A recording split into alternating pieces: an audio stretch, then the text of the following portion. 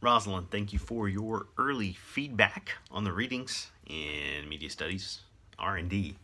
So we're going to try to cut the title of that short, save us some enunciative space there. You pose a number of important questions for us, and I just want to add to that. There is no definitive answer that I am trying to give us. At least I want to always or hope to provide the space for us to think further and continue to construct and co-create knowledge together. You ask about a couple of terms introduced to us in the beginning pages of Post TV. Strangelove's text on the evolution of television. There's a reference to IPTV or OTT. Oh goodness, IPTT is Internet Protocol Television. Now this is bracketed later. Generally refers to multi-channel service, aka cable television, versus OTT, right? Over-the-top streaming video. And so OTT is what we're seeing more and more people gravitate to, younger people, children spending more time consuming via streaming services, internet content. But you know what? The longer I interact with folks of all ages, like our student body in the Communication, Media, and Ethics program at MACU, as well as the other students on and off our campus, I recognize that it's a shift many adults are performing as well. The numbers are there. And honestly, the true answer is it's irrelevant. This is a funny conversation. This is a real total misnomer. This is a Coke versus Pepsi type of war, right? Where, people are like, I'm a Coke person, I'm a Pepsi person, and it's like, okay, you're both soda people. And the point of that is there's also those that sort of would abstain or choose something else altogether.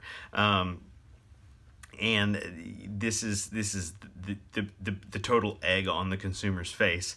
People are cord cutting, and that's what I mean. My gosh, it's in the title of the book. It's an important topic. We're gonna engage that topic throughout this class.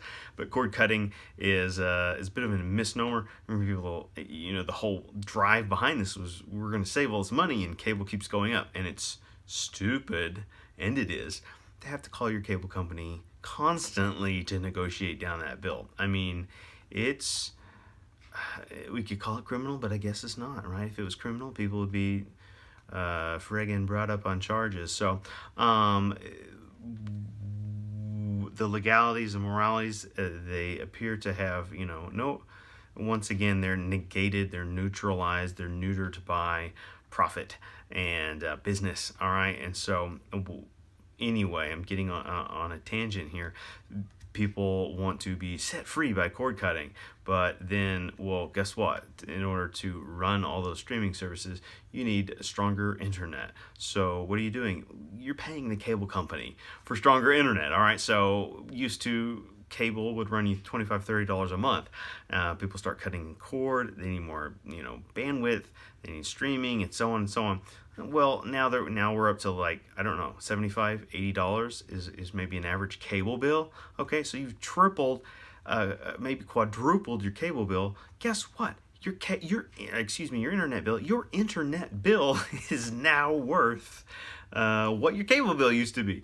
But many of us, we're still paying for the cable on top of that, and the streaming services. So we're all going broke. Obviously, this is at its heart an economic crisis, and it's probably keeping millions of people from putting any money back or something like that, having that additional savings or additional funding, right? Because it's easy to get swept up in the storm of media, and so it's not an either or, it's a both and, right? IP, TV, OTT.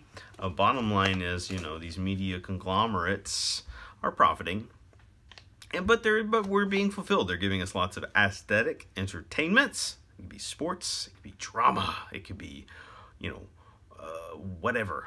You could binge watch Sesame Street on HBO Go, okay, in, I don't know, Finnish. So we find ourselves in a bit of a catch-22 in terms of a question about web series and indie TV. The content we're going to explore in open TV. Do you think that it's tougher to regulate content with children with these online options? I'll answer in two parts. I'm going to be really short and brief with this. First, yes, it is difficult, and second, I think a lot of people are losing that battle.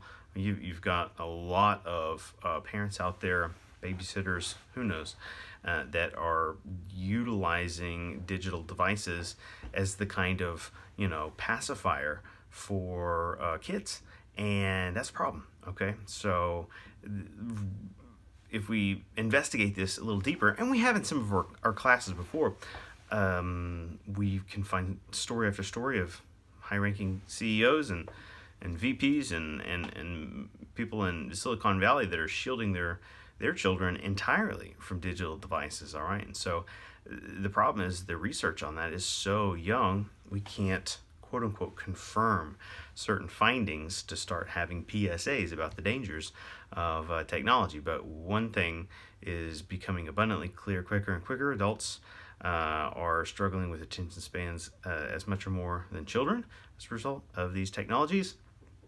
And we know there's a cost to this, and social media, it may be policed in some ways. It's not policed in all ways, and this is why Mark Zuckerberg